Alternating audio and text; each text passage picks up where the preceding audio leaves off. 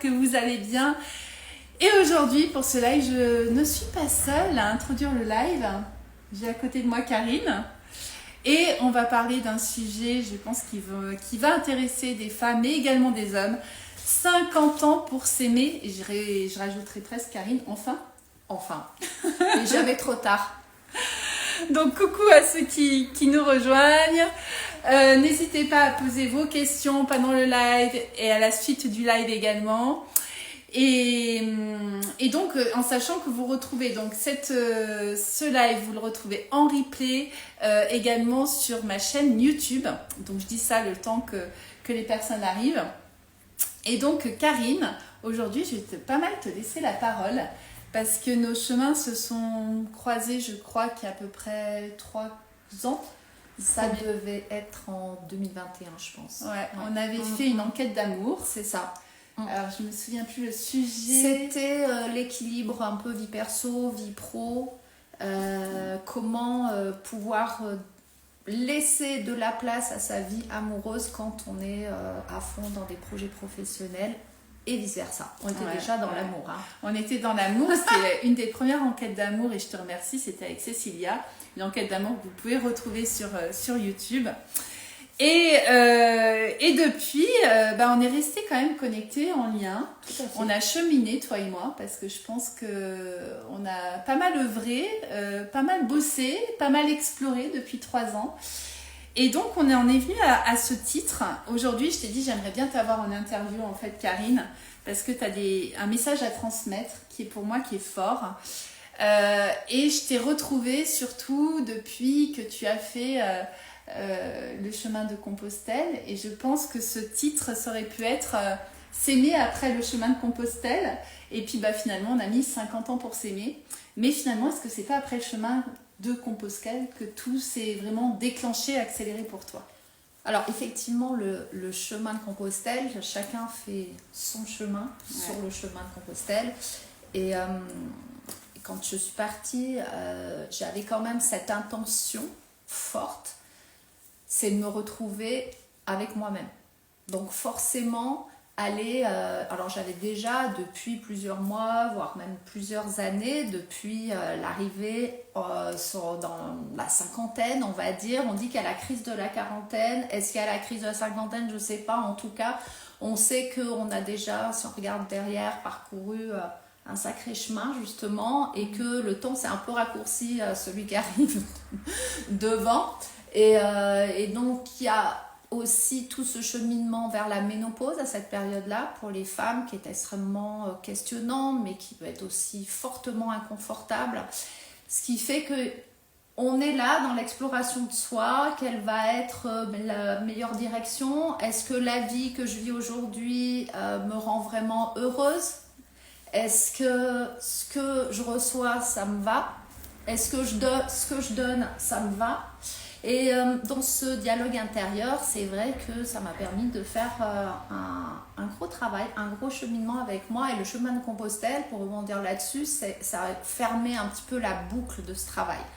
Et ça a été une aventure que franchement je conseille à tout le monde, qui est juste extraordinaire, sachant que je suis partie seule avec mon petit sac pour un mois.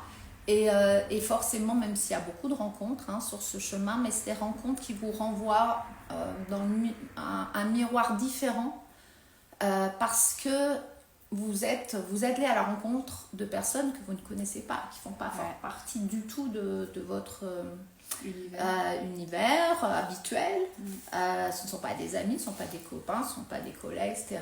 Donc à chaque fois, il y a une chose qui se recrée et on se rend compte très vite qu'on tombe les masques en fait, parce que justement on est à la rencontre de quelqu'un qui ne vous connaît pas du tout, et donc vous êtes enfin vous-même, sans être dans la suradaptation de ce qu'attendent les autres de vous habituellement, parce que c'est un petit peu ça, ça se passe inconsciemment et consciemment. On a tendance à être trop dans la suradaptation pour aller chercher justement l'amour de l'autre, la reconnaissance, la gratitude de l'autre. Et ce chemin pour moi, c'était vraiment poser cette intention d'aller chercher la véritable Karine, et puis en rentrant, autoriser à ce qu'elle rayonne, ce qu'elle diffuse, qu'elle continue à avancer dans une direction où elle se sent probablement plus à sa place dans la société, avec elle-même, et plus dans le plaisir. Parce que la notion de plaisir, quand on fait rentrer de nouveau l'amour de soi, parce que je ne dis pas qu'on l'a jamais, faut quand même pas exagérer, mais c'est aussi la recherche de plus de plaisir en fait. Alors, c'est important ce que tu dis au niveau des rencontres, parce que pour moi, on ne peut pas se rencontrer pleinement nous-mêmes si on reste toujours dans le même univers, sauf si on s'est trouvé. C'est-à-dire si on y est bien, c'est ok, c'est qu'on s'est trouvé. Mais au bout d'un moment, dans nos vies, s'il y a des cafouillages, si on dit non, honnêtement, il y a quelque chose qui ne va pas, ou quand il y a des choses qui s'écroulent, moi en tout cas pour ma part, j'ai eu besoin aussi de prendre la route. Alors pas le chemin de Compostelle, mais un autre chemin, du chamanisme, etc. J'ai fait pas mal de rencontres qui m'ont permis, comme c'est des personnes qui ne nous connaissent pas à l'origine, nous renvoient quelque chose de nous qui existe vraiment, mais que pour l'instant personne n'avait reconnu. Donc le regard de l'autre, les mots de l'autre vont être très aidants pour la reconnaissance de parts qu'on n'a pas encore connectées ou qu'on n'a pas osé exprimer.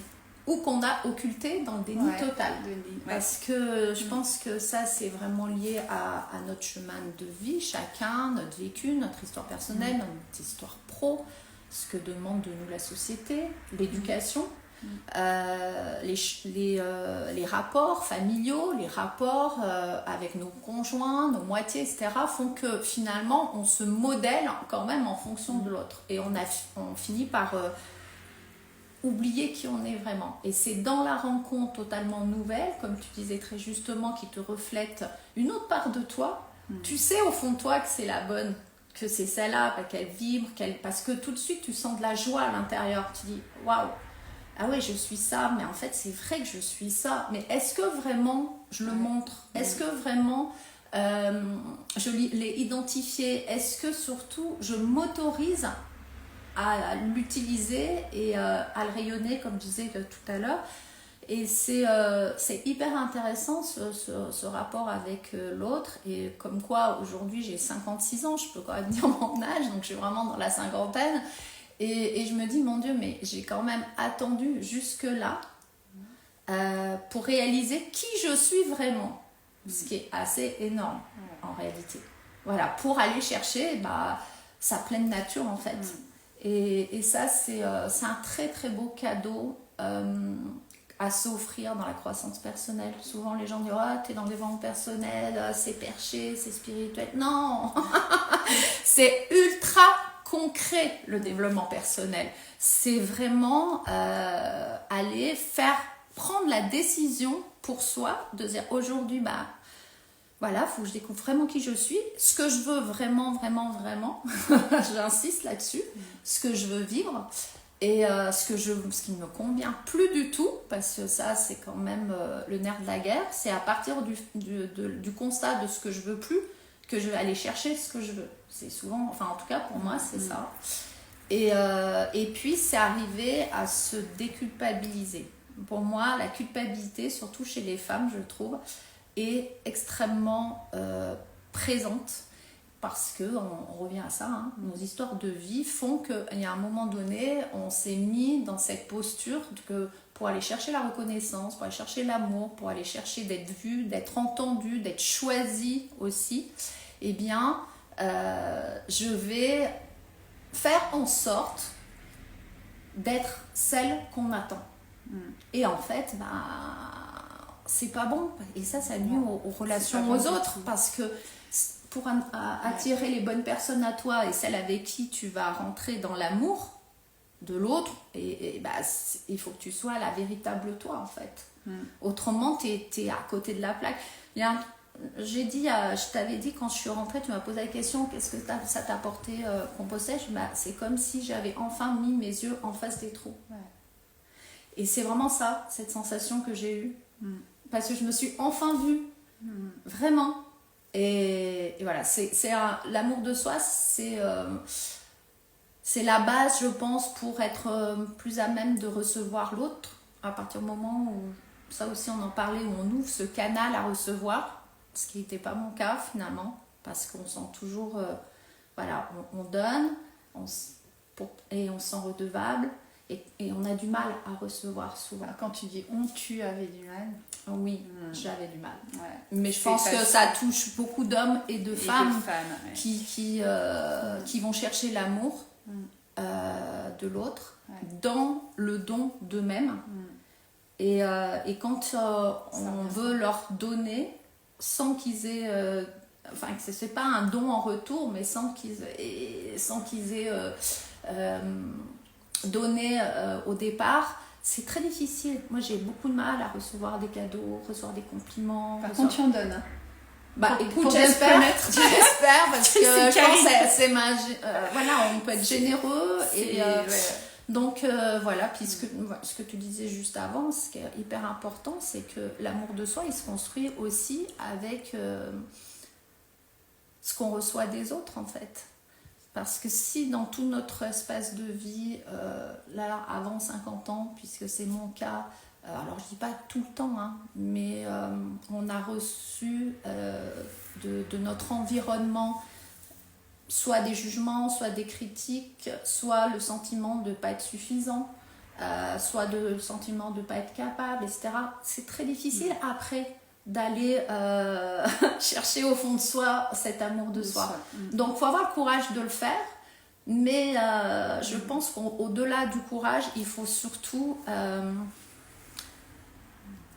se l'autoriser en fait. Se l'autoriser, et je pense qu'il faut oser changer d'environnement et de se dire que seul, c'est compliqué, voire parfois, alors pour le coup, j'adore ouvrir le mot possible, mais pour moi, aujourd'hui, c'est impossible de s'aimer pleinement sans rentrer en lien, en connexion avec d'autres personnes qui vont justement nous aider à nous reconnaître. Carrément. Pour moi, l'autre est important, nous sommes des êtres de lien. Ça dépasse là le champ du couple. Pour moi, quand je parle d'amour, c'est avec un grand A. Et c'est trouver, connecter à ces hommes, à ces femmes qui vont faire partie de notre famille d'âme.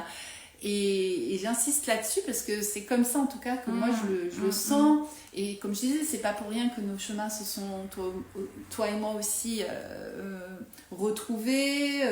On est restés connectés. Là, depuis quelques temps, on a des projets maintenant communs parce qu'on a cette puissance, cette force en nous, cette envie, mais très puissante, de transmettre ce qui nous a fait du bien. Et dans ce qui nous a fait du bien, il y a tout le travail personnel, mais c'est pas que soi-même, c'est pas de soi à soi en disant on va méditer, on va rester dans nos vidéos, on est dans le partage et dans la création d'espace pour qu'on puisse parler ensemble, ce qu'on fait aujourd'hui aussi, si ça peut libérer une femme, un homme, mais on aura déjà gagné notre mission du jour, quoi. Totalement. Remporter la mission du jour. L'amour de soi, je pense que c'est aussi aller chercher une sorte de sécurité, une autorité intérieure. Et je pense que ça, je ne l'avais pas non plus jeune. Et la cinquantaine, pour revenir là-dessus, parce que ça reste quand même le sujet du live d'aujourd'hui, c'est la ménopause, mesdames, pour celles qui sont sur ce chemin-là où on dramatise cette période, et moi j'ai envie de vous dire, mais non, au contraire, c'est une véritable délivrance, c'est une libération, c'est la libération justement d'être qui on est. Il y a un moment, je pense qu'il faut changer de paire de lunettes et voir les choses d'une autre manière. Et c'est aussi de se dire, ok, mon rôle de maman est fait pour celles qui ont des enfants. Mon rôle on va dire de professionnel à prouver qui je suis est fait. Aujourd'hui, je peux laisser déployer mon rôle de femme qui aime la femme que je suis et de femme qui accueille l'amour de ceux qui nous entourent, que ce soit les copines, les amis, les partenaires professionnels et évidemment le conjoint, voilà. Et tu vois, tu viens de dire quelque chose qui me fait sourire, mais qui est tellement parlant. Tu m'as dit, voilà, mon rôle de mère est fait, mon rôle d'entrepreneur est fait, professionnel est fait. Donc on était jusqu'à, tu vois, avant la cinquantaine, parce que moi je ressens dans le faire. Et c'est Marianne Parmentier que j'avais interviewée qui disait que Et d'ailleurs, j'ai repensé, j'ai dit, mais c'est carrément ça. On pense que le rôle de mère, c'est du féminin, alors qu'on est dans du masculin, parce qu'on est dans de la protection, dans beaucoup de la mise en sécurité, etc. Donc, on est dans du faire. À partir de 50 ans, j'ai l'impression qu'on peut, c'est pas qu'une impression, on peut enfin être. Exactement. Et là, on est dans une énergie féminine. Donc, c'est-à-dire qu'on bascule d'une énergie qui est plutôt masculine, quand on est dans un excès de fer, à une énergie qui est plus ligne et qui est plus nous, qui est quand même notre essence. Exactement. Après, sur nos parcours de vie, forcément, on peut être amené à être hyper yang.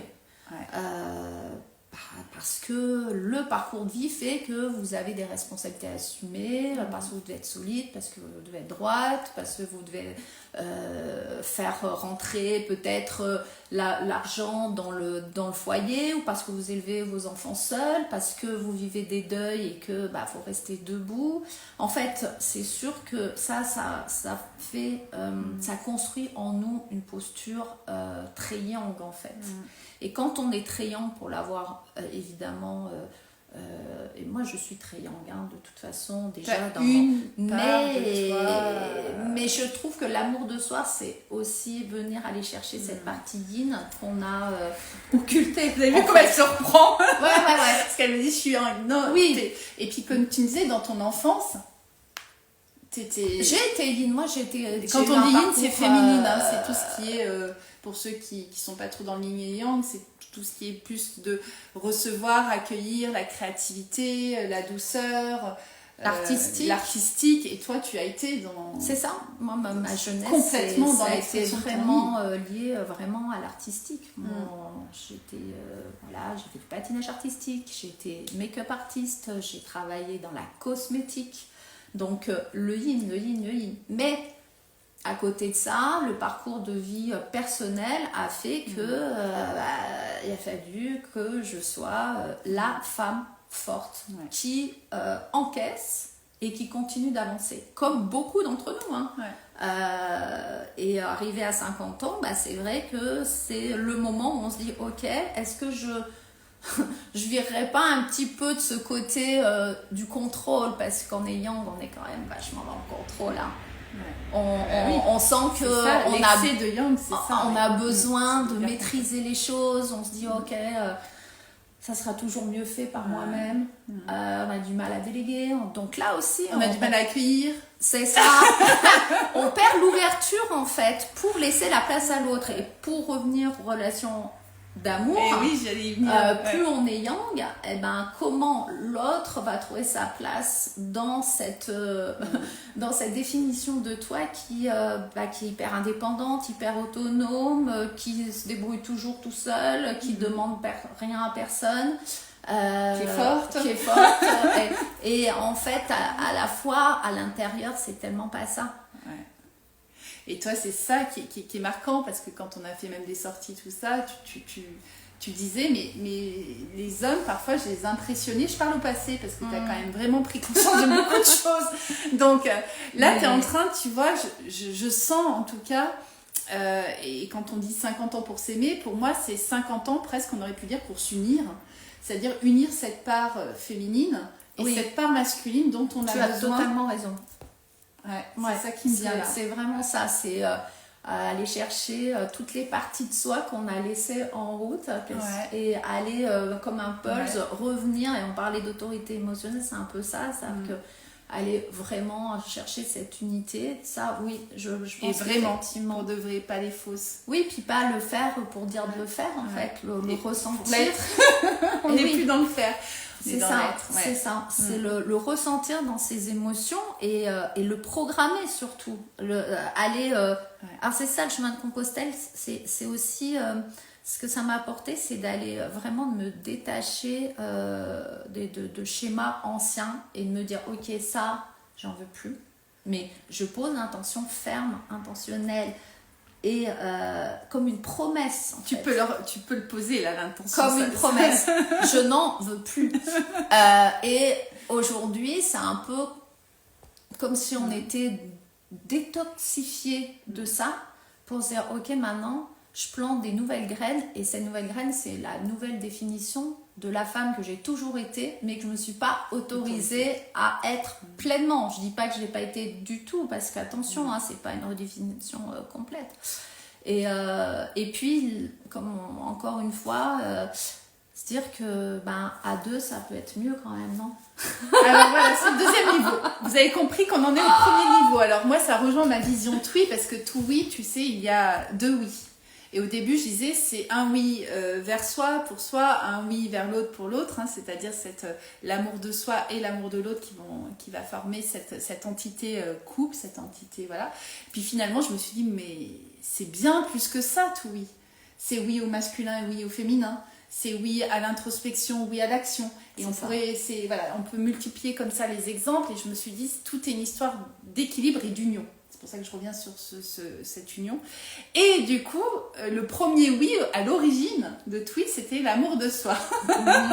Mais voilà, ça c'est l'amour avec un grand A. Et là, j'aimerais qu'on évoque en effet cette chose qui nous questionne, toi et moi, clairement aujourd'hui, c'est cet amour aussi à deux. Le couple aujourd'hui, pour toi, est-ce que ça fait partie de tes envies ou t'es je n'en veux plus? Pas du tout. Alors, par contre, la définition de la relation à l'autre a changé pour moi. C'est-à-dire que aujourd'hui, je suis plus... on parlait de promesses et d'intention. Moi, aujourd'hui, ce que je veux manifester dans cette relation de couple, c'est plus le mode d'emploi de cette relation qui est pour moi non négociable.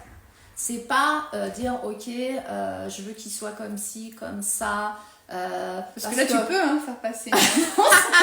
Non, mais c'est vrai que on identifie déjà là, quand on croise quelqu'un, quand on sent qu'il y a une séduction, une attractivité. En tout cas, quand on se met dans la posture, c'est celui-là, il me plaît.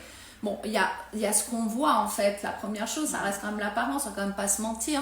Enfin, je sais pas vous comment vous faites, mais moi honnêtement, c'est quand même la première chose, c'est la vitrine. On peut pas passer outre ça. Et après, il y a le ressenti, c'est ce que, au niveau émotionnel, ce que ça réveille chez nous, bien évidemment, tout en sachant qu'on a eu souvent des relations quand même antérieures, donc on sait ce qu'on veut plus. Et c'est après où c'est vraiment pour moi la définition du type de relation dont j'ai besoin. Et ça va être ça qui dirige en fait, on va dire, mon chemin pour aller chercher l'autre. C'est le type de relation aujourd'hui que je veux. Je veux cette relation extraordinaire. Je ne veux pas changer l'autre. Je ne veux pas qu'il essaye de me changer. Moi, mon identité de Karine Anissé, c'est quelqu'un d'autonome, d'indépendante, quelqu'un qui aime sa liberté, c'est ma valeur essentielle. Donc ça veut dire que dans la relation à l'autre, il faut que cette liberté elle soit respectée. Ça veut dire aussi que cette personne qui va rentrer dans ma vie à mon âge, elle aura fait aussi ce travail de croissance personnelle pour savoir qui elle est et ce qu'elle veut vraiment. Ça veut dire que ça me retire le côté assistante sociale, infirmière, cette envie de sauver l'autre, envie de le faire, de le changer, de l'évoluer. En fait, tout ça pour dire que maintenant, le chemin que je prends pour aller magnétiser, soyons carrément, mettons les mots en fait sur le ressenti. Là, l'autre, c'est surtout aller manifester une relation qui correspond à la femme que je suis maintenant. Et pas une personne qui est grand, qui est brun, qui est sportif, qui est charismatique, qui a un beau sourire, et qui est dans le projet, etc. Il n'y a pas que ça en fait. Ouais, mais tu sais, je rajouterais Karine parce que tu as dit, voilà, tu as posé un petit peu un homme qui veut pas par me changer, etc. Si ça, je suis indépendante, je suis... Mais il y a aussi tout ce que tu es, que tu n'as pas cité là. Et je pense que ce qui est important, c'est de trouver, c'est de rencontrer cet autre qui va reconnaître, je reviens là-dessus aussi, tout ce que tu es en train de reconnaître, assembler en toi. Je pense que cette reconnaissance est importante. C'est-à-dire reconnaître qui tu es dans ton entièreté, y compris ta générosité, ta valeur aussi. Moi, je vais dire, mais Karine, c'est quelqu'un qui m'inspire beaucoup. Alors justement, ça rejoint une question. Qui est votre invitée ? J'ai envie de dire, c'est une inspiratrice. Moi, Karine, elle a une valeur qui est très chère, c'est la valeur du beau. Et ça, on dit souvent, le beau pour moi n'est pas superficiel, parce qu'on peut dire c'est superficiel. Quand on connaît Karine, c'est pas de la superficialité. Moi, elle m'inspire, mais le beau, c'est par exemple le beau dans l'assiette, c'est le beau dans tes tenues, dans la qualité de tes échanges. Donc, elle met du beau de partout. Et ça, je trouve que c'est une valeur essentielle, et je pense que ton chéri, c'est quelque chose qu'il va vraiment pouvoir apprécier chez toi, parce que voilà, tu sais créer des beaux environnements, et c'est tellement tout ce qui est important, et tellement le beau fait partie de l'amour pour moi. L'amour, ça mérite du beau. Pour que pas de la superficialité. Oui, je pense que moi, ma définition, c'est de vivre une belle vie, ou que ma vie soit belle. Ça passe, c'est vrai, par le côté esthétique, artistique, mais ça passe, quand on parle du beau, c'est le bien-être aussi. C'est le cocon, c'est la sécurité, c'est la santé, c'est la belle hygiène de vie, c'est le bon rapport à son corps. En fait, c'est le beau dans le sens large. C'est pas le beau, je me fais un make-up et je suis... voilà. Non, c'est le beau dans son mode de vie, en fait. Le beau, le bon, la qualité. Voilà. Et c'est quand même pour qu'on réponde, parce que du coup, je suis partie sur l'inspiratrice. Donc c'est vrai que je n'ai pas mes lunettes. On aurait pu commencer par là. Bonjour, qui est votre invité? Eh bien, on va terminer par là, parce qu'on arrive à la fin de ce live. Tout ça pour vous dire qui est mon invité. Parce que c'est vrai qu'on n'a pas les deux connexions aujourd'hui. Karine, on travaille beaucoup ensemble en ce moment, donc elle était à la maison. On a dit, allez, on se connecte en live comme ça. Donc, ben voilà, pour clôturer ce live, est-ce que je peux me présenter? Alors, Karine est la définition la plus juste pour moi, je suis une boîte à idées sur pattes. Ça va très vite dans ma tête. Moi, pour me sentir vivante, exister, j'ai besoin d'être dans des projets tout le temps. C'est le mot. Donc, je suis une génératrice de projets. Ce qui me plaît, c'est vraiment d'aller être une architecte de nouvelles ambitions.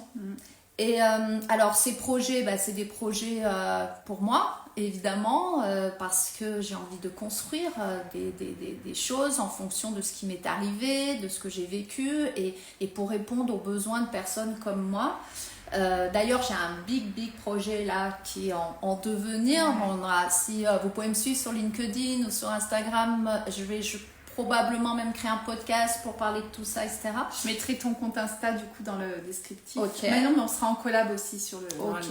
Et puis bon, j'ai un site que vous pouvez retrouver juste avec mon nom, un site internet qui est plus un blog où vous pourrez faire connaissance un peu avec mon histoire de vie, parce que là, je parle vraiment, je donne des petits bouts de moi, ce qui permet de comprendre justement pourquoi aujourd'hui les projets qui m'animent, ils sont vraiment liés à ma vie. Aujourd'hui, je suis vraiment dans une période où j'ai envie de me lever le matin en me disant ok, je kiffe, parce que le projet pour lequel je travaille, le mien ou ceux des autres, bien sûr, il me donne, comme un homme pourrait me donner, des petits papillons dans le ventre, en fait. Moi, j'ai besoin de ça. C'est ça aussi la recherche du beau, c'est de sentir que ça monte. Ouais. Et je suis heureuse, mais vraiment de m'approprier aussi les projets des autres. Ce que je te disais tout à l'heure, tu me disais, mais toi, quand tu travailles pour tes projets, c'est une chose, et quand tu travailles aussi pour aider à construire les projets des autres, comment tu te sens par rapport à ça? En fait, je pense que mon super pouvoir, c'est d'arriver à suffisamment m'approprier le projet des autres pour qu'il fasse partie de moi, à tel point que je suis capable de déplacer des montagnes pour les réaliser. Après, il faut évidemment que ça matche. C'est une histoire d'humain, c'est une histoire de rencontre, c'est une histoire de contribution. C'est une histoire d'amour. Et c'est une histoire d'amour. Waouh, mais comme elle finit bien, elle est trop forte. Et quand même, on a un projet qui déchire tout là, c'est plus qu'un projet, parce que ça y est, on est en train de... C'est un concept. Un concept qu'on est en train de travailler, peaufiner, matérialiser, enrichir. Et on en dira plus peut-être prochainement, mais en tout cas c'est un outil qu'on a créé, que toi tu as été inspiré pour le coup pour ce concept-là. Tu nous l'as partagé avec d'autres amis, et tu m'as demandé ma contribution en tant que plus hypno, par rapport à mes expertises en hypnose, mais en tout cas ça touche la manifestation. Donc on pourrait dire c'est un projet pour manifester une vie plus belle ou un projet particulier, que ça soit dans le domaine de l'entreprise, de l'amour, etc. Donc c'est un concept, je pense, qui est vraiment révolutionnaire. Et moi, ce que j'aime, c'est qu'il est très simple et très efficace et qu'il y a cet ingrédient dont on a parlé dans ce live qui est le plaisir. C'est ça. C'est vraiment du kiff, c'est de la joie. Et avec du kiff, de la joie, des rencontres, on peut vraiment révolutionner notre propre vie.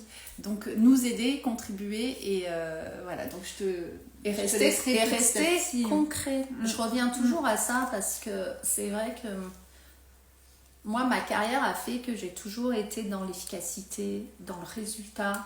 Dans le masculin. Dans le masculin, certes, mais n'empêche que c'est quand même mon ancrage. Et je veux pas le renier, ça. Moi, j'ai besoin d'aller vers une destination pour pouvoir en récupérer les résultats, générer quelque chose de beau, certes, mais de l'action. Pour moi, sans action, il ne se passe rien. Hein. On ne peut pas rester que dans les rêves. Mais oui, ce projet, on en reparlera. Enfin, ce concept, on en reparlera. Mais il touche toutes les personnes qui sont dans le questionnement, dans leur transition de vie, si elle a lieu d'être. Celles qui manquent de sens au quotidien. Après le Covid, il y en a quand même énormément qui sont dans le pilotage automatique, mais quand même... Ils sentent qu'il y a une petite boule au ventre là, ou du moins il y a des petites choses qui ne génèrent pas le plein plaisir de leur vie. Il y a ceux qui ont des projets déjà, mais on est juste au niveau de l'idée, ils ne savent pas dans quelle direction, comment ils vont le mettre en place, comment ça va se concrétiser, se réaliser dans leur réalité de vie. Et puis il y a ceux qui juste ont la petite voix intérieure là, qui vient, moi ça me l'a fait beaucoup, et qui vient te titiller et qui te dit là il faut que tu ailles vers le changement. Il y a un truc qui colle plus, et c'est pour toutes ces personnes là ce concept qui fait que, comme tu disais, c'était très ludique, c'est très fluide, c'est très simple, c'est très facile. On vous emmène avec nous dans nos conversations et on déclenche le changement et on déclenche la motivation et on déclenche le passage à l'action. On redonne de la vie dans vos vies. C'est vraiment aller chercher de l'élan. Il y a des résultats qui sont juste bluffants. Donc ça pourrait être l'objet d'un autre live, mais je vous invite vraiment à suivre le compte de Karine sur Instagram, parce que c'est essentiellement sur Instagram et LinkedIn où tu dévoiles petit à petit ce concept. Moi, je relais l'information, mais voilà, si vous voulez vraiment être tenu au courant de toute l'avancée de ce projet, de ce concept et des prochains événements que tu es en train de mettre en œuvre, sur certains, moi, j'interviens. Donc, restons connectés. Voilà. C'est ça. C'était top, on en fait. C'est mon premier live en duo, donc belle expérience. Et vraiment, oui, on aura plein de sujets, je pense, qu'on pourrait partager. Et là, quand on ouvre le robinet, elle et moi, on ne s'arrête plus. Mais écoutez, on vous dit juste à très très vite. À très vite, on reste connectés. Et je vous donne rendez-vous la semaine prochaine pour une prochaine interview en quête d'amour que j'enregistre en ce moment, comme vous l'avez compris, en live sur Instagram. Belle journée!